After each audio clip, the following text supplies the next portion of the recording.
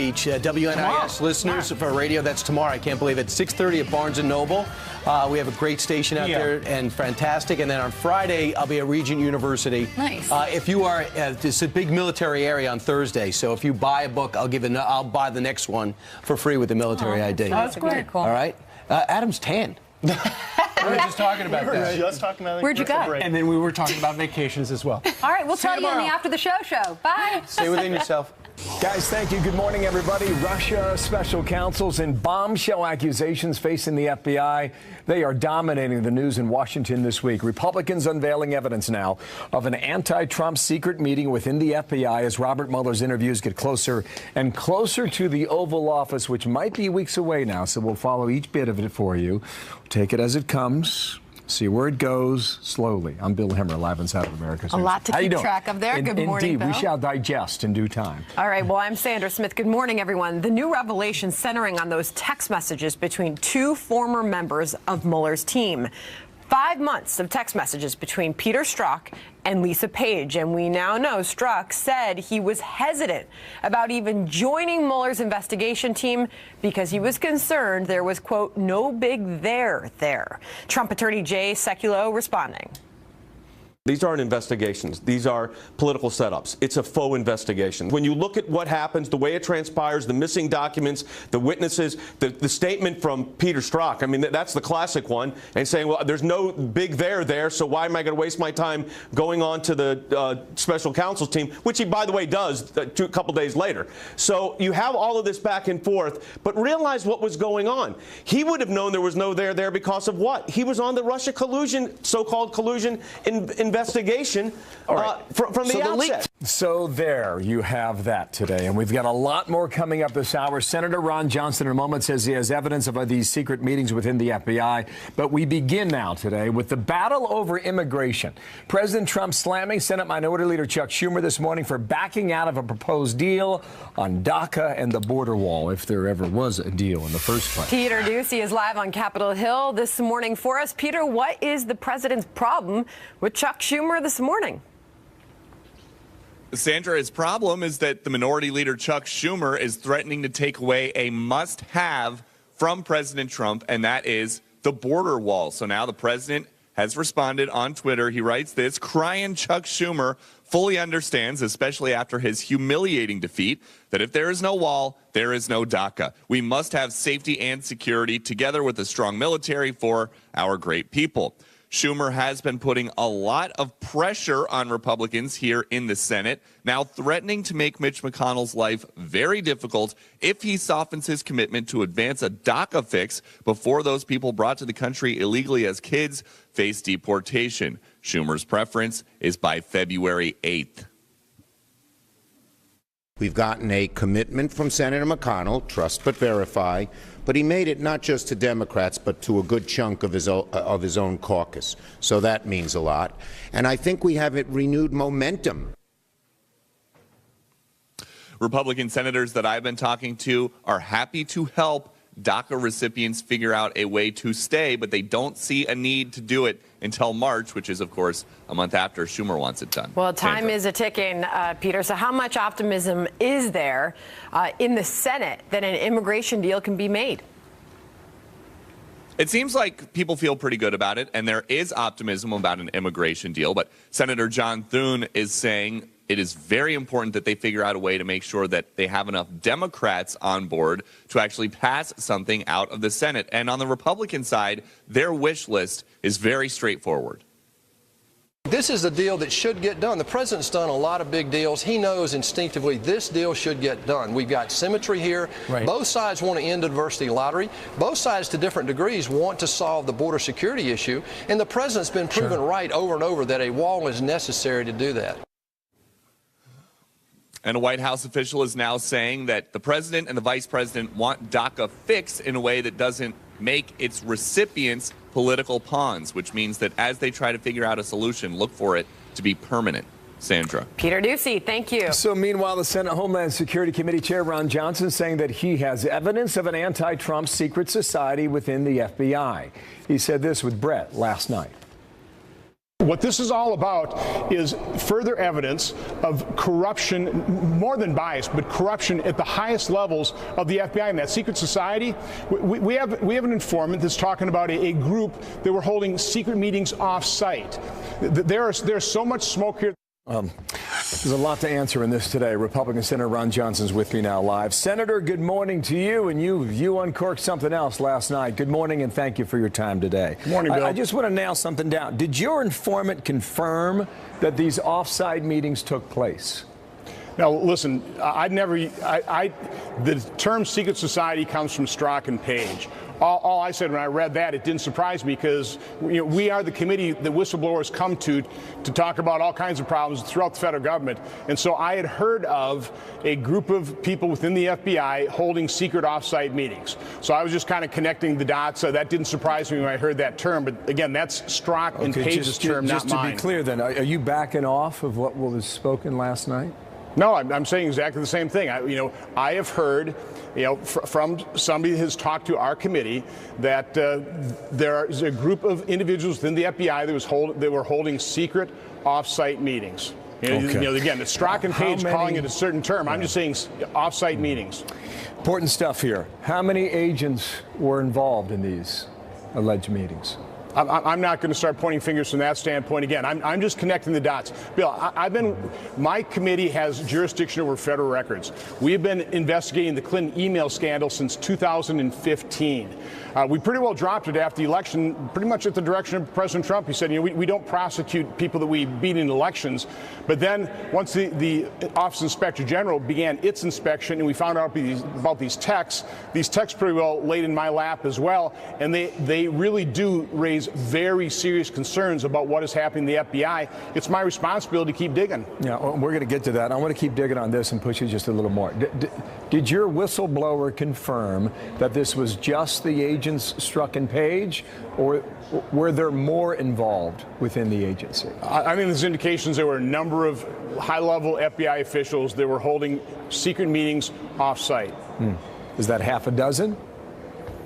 What's the number? Again, I can't really put a number on it right now, but more than just Strzok and Page. But understand, Strzok and Page were very high level within the FBI. I mean, Peter Strzok's title was FBI Deputy Assistant Director of the Counterintelligence Division.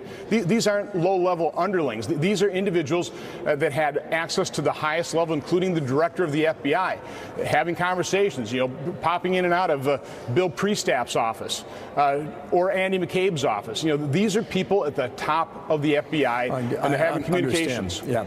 Does your whistleblower currently work at the FBI?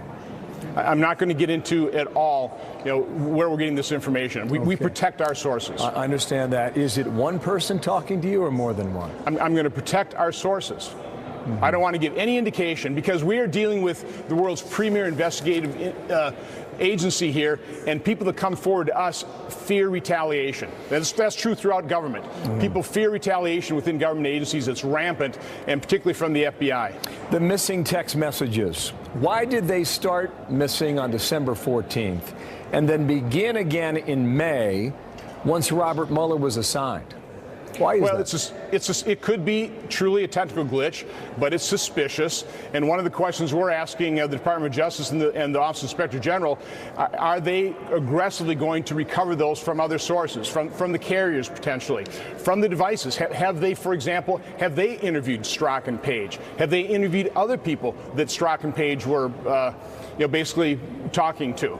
We need to find out exactly what the Office of Inspector General, what their investigation is looking like, what the Department of Justice is doing, how seriously the FBI is taking this within their own ranks. You mentioned last night that you'll go to Google or Verizon or whoever it is you need to go to get the information.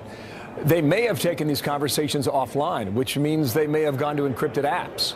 And I don't know how you would recover all that information, but just for a sense of clarity, where does your investigation go next? I can't say specifically, but we're going to try and recover those records, those texts. Those texts are so important because this isn't testimony that's been rehearsed with a bunch of lawyers getting their client ready for testimony. This is just unvarnished statements, texts made by two individuals at the highest level of the FBI. You can see the impunity with which they're acting here, because they're the FBI. Nobody's ever going to investigate them. Well, sorry, we are going to start investigating them. And you can look at this in a lot of different ways, including this text message, which is a bit of a head scratcher. Peter Strzok apparently sent this: "You and I both know the odds are nothing." He's talking with Lisa Page. "If I thought it was likely, I'd be there, no question. I hesitate in part because my gut sense and concern, there's no big there. No, what's that tell you? It seems to run contrarian to part of this argument.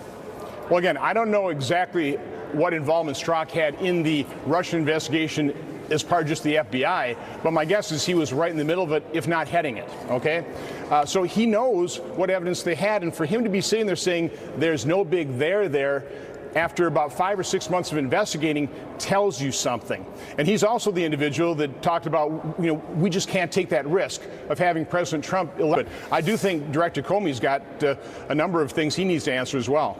Senator, thank you for your time. Have a good day. Ron Johnson, the Republican from Wisconsin, they're live on Capitol Hill. Thank you, sir, again. If you thought we were getting further and further to a conclusion, maybe you need to think again, because it seems like we're just going deeper and deeper into this right now. A big conversation there, but and to your point, it opens more doors. More questions. All right, President Trump touting one company's new billion-dollar investment, why he's saying the U.S. is on its way back to being a powerhouse. Also, Fox News alert, there's been a deadly chain reaction in Afghanistan. We'll tell you why gunmen who stormed a children's aid agency. It's coming up. And students recounting a day of horror at their Kentucky high school as a community tries to pick up the pieces. I saw there was a lot of blood everywhere, and then people were getting shoved down, and so I just, I took off. I started running. I was scared for my life. This is terrifying, and it's still just, it's like something out of the movies. It doesn't feel real. There's a new report out on North Korean soldier defector who was caught on camera escaping across the demilitarized zone back in November. The report says the soldier admitted to a South Korean spy agency during interrogation that he committed a crime which led to a death, causing him to flee. The South Korean ministry has not confirmed the report. There is another major American company now making a move since the Republican tax plan. J.P. Morgan announcing a new $20 billion investment. President Trump tweeting this: tremendous investment by companies all over the world being made in America. There has never been anything like it. Now Disney, J.P. Morgan Chase, and many others. Massive regulation reduction and tax cuts are making us a powerhouse again. Long way to go. Jobs, jobs, jobs. John McCormick, senior writer, Weekly Standard. How you doing, John? And good morning to you. Well, good morning. We're getting headlines at least every week, sometimes every day. What are companies now doing in reaction to this, the tax reform bill? Well, this latest from J.P. Morgan, we've seen a stream of announcements like this. I mean, just last week or two, Apple announced that it was going to be, bringing home a whole bunch of revenue from overseas, paying a $38 billion tax bill. So all these stories have helped Republicans and President Trump. You've seen this in the polls.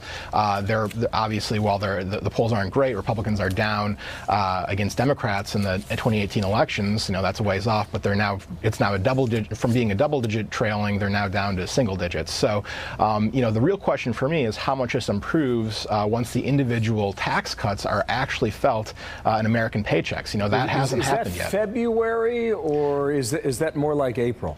Yeah, I think people will begin to feel that in February. The tax withholding tables will change.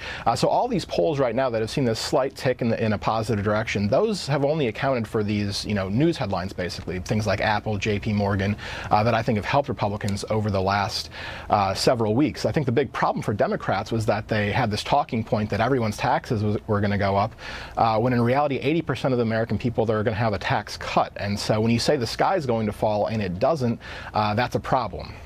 Yeah, true on that. J.P. Morgan, just so our viewers know, $20 billion in investments, right, John?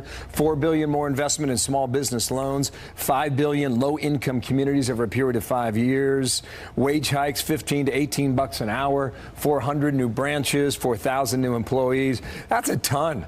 Almost $2 billion increase in philanthropy. And Starbucks says they will give a wage hike as well to their employees.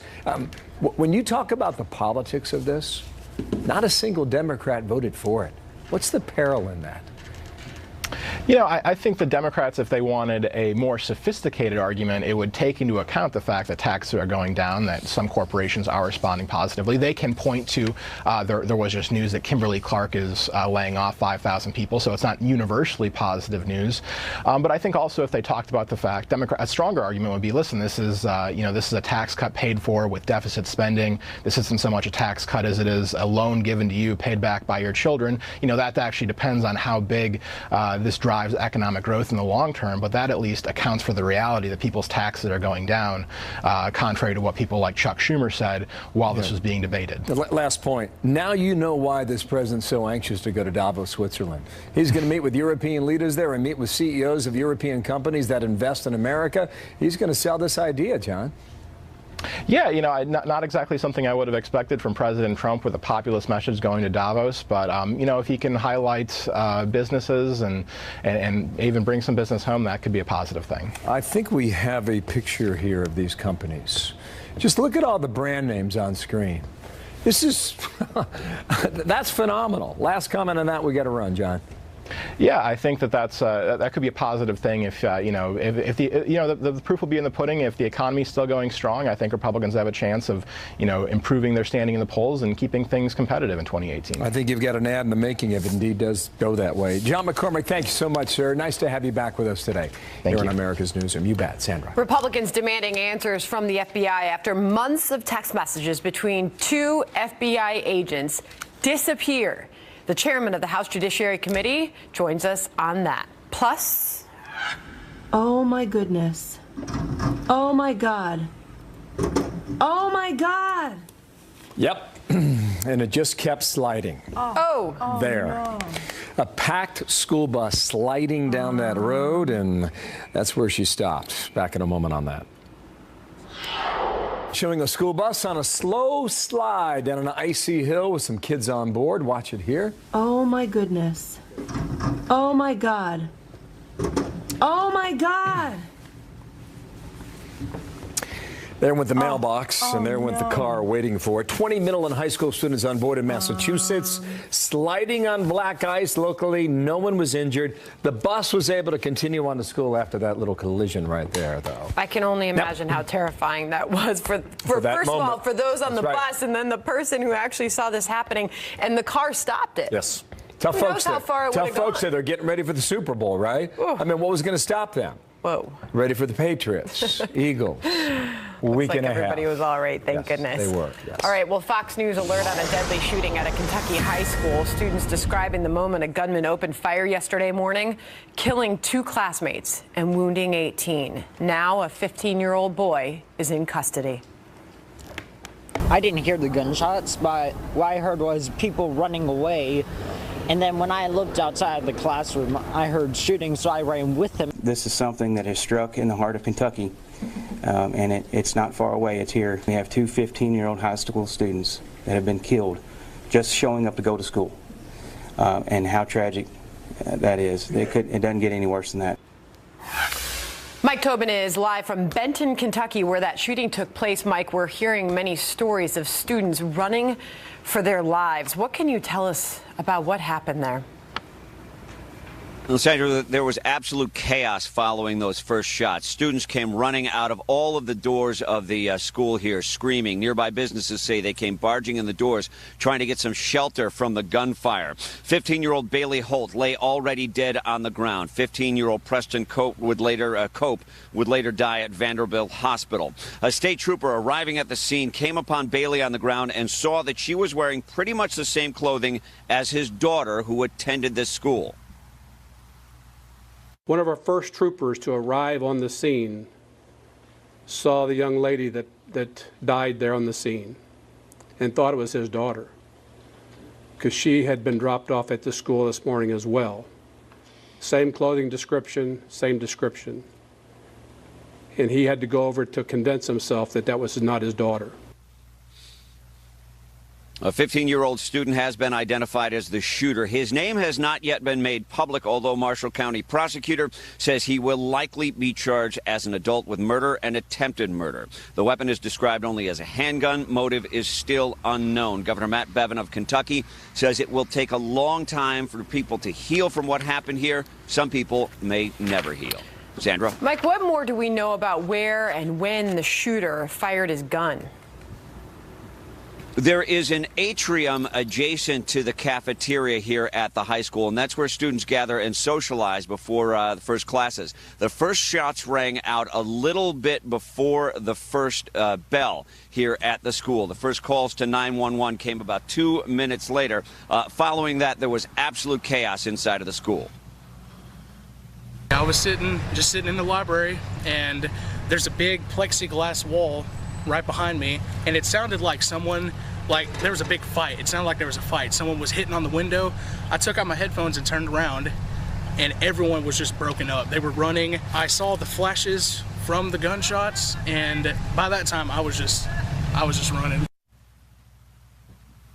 And there's been a bit of confusion with the numbers of people who were injured here. The latest number from the state police is that 20 total students were injured. 16 were injured from gunfire, and sadly, 2, as we reported there, died from the gunfire. Sandra. A tragic scene playing out there yesterday. Mike Tobin, thank you. Certainly is. Meanwhile, 28 past, a victory in the fight to crush ISIS. The Pentagon now taking out 150 jihadists in a major airstrike. The details and what we're learning about the aftermath of that moment. Away. Plus, President Trump hitting back after Chuck Schumer says the money for border security is now off the table. But was there even a deal in the first place? Our panel takes that one up. There are a lot of things that we agree on, and I think if we focus on what we agree on a lot more than what we disagree on, we can have a lot of progress and hopefully get to something that helps everybody and solves a big problem. 9:31 now here in New York, a successful and major operation, the fight to crush ISIS. News from the Pentagon now saying that it's killed more than 100 fighters in an airstrike. This is near the border between Syria and Iraq. Lucas Tomlinson live from the Pentagon for more on this, and seems significant. How big was this airstrike, Lucas? Bill, it was one of the largest airstrikes against ISIS in the past year. The U.S. military estimating it killed roughly 150 ISIS fighters in eastern Syria in one of the last remaining pockets of ISIS territory along the Euphrates River near the border with Iraq. The massive airstrike occurred while the U.S. government was shut down Saturday, so technically the pilots did this for free. It followed more than a week of round-the-clock surveillance overhead by U.S.-backed fighters from the Syrian Democratic Forces, or SDF, on the ground. The U.S.-led coalition has launched nearly 30,000 airstrikes against ISIS since 2014. But in a sign of how much airstrikes have slowed in Iraq and Syria over the past few months, a squadron of A-10 attack jets was supposed to go to Turkey to strike ISIS. It was diverted to Afghanistan instead. Bill? Interesting move there. More on that in a moment. This strike proves the fight against ISIS is far from over. Well, that's what the head of U.S. Special Operations Forces in Iraq and Syria said in a statement, quote, "The fight to liberate Syria is far from over. Our SDF partners are still making daily progress and sacrifices, and together we are still finding, targeting, and killing ISIS terrorists intent on keeping their extremist hold in the region. But partnering with Kurdish fighters against ISIS has come at a cost with NATO ally Turkey, who views the Kurds as a terrorist threat and has launched an assault in northwest Syria, home to Kurds allied with the U.S. Today, officials say the U.S.-backed force is majority Arab, which receives strong support from the CIA director. In eastern Syria, the Department of Defense has done good work trying to bring the Sunnis in alongside our Kurdish partners there as well. I think they've made real progress there. Defense Secretary Mattis says the roughly 2,000 U.S. troops on the ground in Syria aren't going anywhere until ISIS is defeated. Phil? Big development there. Lucas Tomlinson, thank you from the Pentagon. It was part of a package. It was the first thing the president and I talked about was finishing it by, as he said, Tuesday night. We're going to have to start on a new basis, and the wall offer is off the table. The Senate's top Democrat slamming the door on a deal to fully fund President Trump's proposed border wall as fellow Democrats accuse him of caving into political pressure from Republicans. President Trump lashing out on Twitter saying, quote, "Crying Chuck Schumer fully understands, especially after his humiliating defeat, that if there is no wall, there is no DACA. We must have safety and security together with the strong military for our great people. Brad Blakeman is a former deputy assistant to President George W. Bush. Richard Fowler is a radio talk show host and Fox News contributor. I don't know, Brad, it doesn't look like Chuck Schumer's making anybody happy here. Democrats are upset. Republicans are upset. Well, that shows the bad faith of Chuck Schumer. He just suffered a crushing defeat trying to bring the country to its knees, siding with illegals over Americans and our troops and sick kids. And now he has the hubris to come before the American public and say, the wall's off the table. Well, I got news for the senator. He's talking to a wall if he thinks he's going to get anywhere with his president and not having effective border security. The majority of Americans believe that comprehensive immigration is needed, but that includes, first and foremost, securing our borders. Richard, do you believe that Democrats, particularly Chuck Schumer, do you believe that he's coming to the negotiating table and attempting to act in good faith? I think Chuck Schumer is coming to the negotiating table, understand that he needs to get a deal for the 800,000 dreamers that are in this country, who came to this country at no fault of their own, some of them at the age of 2 or 3 that can't form criminal intent when their parents cross the border with them. And so I think because of that, that is why there is a possibility, or there is some leverage for the president to get Democrats to likely vote on a wall. We saw Chicago Congressman Gutierrez sort of say he'd be willing to compromise on the wall if that means saving these 600,000 to 800,000 dreamers who came to this country at no fault of their own. Now, here's the question for Chuck, or excuse me, Senator Schumer, is how he can sort of string this needle. How was he able to negotiate with the White House, at the same time making sure that he preserves and protects these dreamers? And that's what's going to be hard for him. Well, the question is he getting anywhere with that? Is he helping or hurting those dreamers with how he is playing, playing this game? Brad, I want to bring you back in here because there's some confusion on what wall offer is he rescinding here? I mean, there's a big difference, as Mick Mulvaney was quick to point out, between authorization and appropriation. That's right. There was never an appropriation for the wall. It was an authorization to fund the wall, right? And not even fully so. That's right. It was a hollow promise, and he thought he was going to pull the wool over the president's eyes. Doesn't he understand? The president understands how government works. The president has a legislative smart director who's worked on the Hill. He understands the difference between authorization and appropriation. Appropriation means the funds are there. They are going to be used for that purpose. He has no authority to make the kind of pledge he did to the president. So he did that in bad faith. So what is he really doing? He's signaling to the White House that everything's off the table and we have to start from scratch. That's ridiculous. Why don't you work on the successes you have and build on a deal and compromise that you know is going to get somewhere by the deadline? Let's be very clear, Brad. I mean, first of all, in the Durbin Lindsey Graham deal, there was $1.8 billion for the first year of the wall. What Democrats are saying, and you know this because you've worked in government, is that there's never ever a time where there's a one-time payment for something. Obamacare was paid for over a number of years. And what Democrats are saying, exactly. That's my point. And so this wall is not going. There's never going to be a $20 billion appropriation for a 2,000 mile wall. The point is that Chuck Schumer is saying the wall offer is off the table. Right. The White House is making the clarification that there was never actually any money offered up. That's not true. From Chuck Schumer for the wall. In the Schumer-Graham deal, there was $1.8 billion for the initial funding for some type of wall or fencing. I'm talking about Chuck Schumer's authorization for funding, not an appropriation. Here's Lindsey Graham, and I'll bring you both back here. He's laying this out very simply in response to Chuck Schumer. Listen. If Senator Schumer takes something off the table, I'm sure we'll take something off the table. And there you have it, Brad. What is he trying to tell us? What the Republicans are saying is we're willing to build on the successes that we had during the negotiation. If you're going to blow up the deal and say we have to start from scratch, then we can never get a deal accomplished by the deadline set by this 3-week extension. So the Democrats clearly don't want a deal. They want to play politics with this. They want to obstruct the president, and I think they do it at their peril. If they didn't learn their lesson about the shutdown, then they'll never learn their lesson. And by the way, dealing with Chuck Schumer's like the kid who asked for more homework. Nobody likes that kid. You know, Richard, Republicans have been very clear. They want to work out a deal for these dreamers. They care about the DACA deal and a fix for DACA and those dreamers.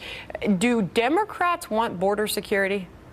I think Democrats have always wanted border security. I don't think those two things are mutually exclusive. I think what Democrats are saying is, here's the truth. And Brad knows this, because if you look at the shutdown vote, the people who voted against the CR, if you had put a clean DACA bill on the floor, there would have been enough votes for a clean DACA bill to pass the United States Senate today. Period. But here's the difference, Richard. Republicans refuse to put that bill on the floor because you know they know it will pass, because you know why? 80% of Americans want a fix for these dreamers. No, Only we're not, the president we're not putting illegals above the interests of Americans. We have to deal with the budget first.